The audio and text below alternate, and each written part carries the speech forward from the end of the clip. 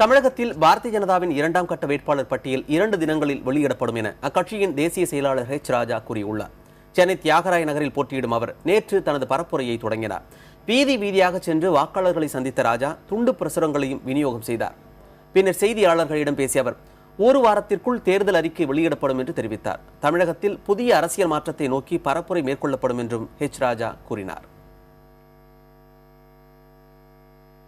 வட மாநிலங்களில் எதிர் கட்சிகள் கொள்கை ரீதியாக மாறுபட்ட கருத்துக்கள் இருந்தாலும் ஒருவரை ஒருவர் சந்தித்து பொது நிகழ்ச்சிகளிலே பிஜேபி, காங்கிரஸ், கம்யூனிஸ்ட் தலைவர்கள் கலந்து கொள்வது என்பது சகஜம்.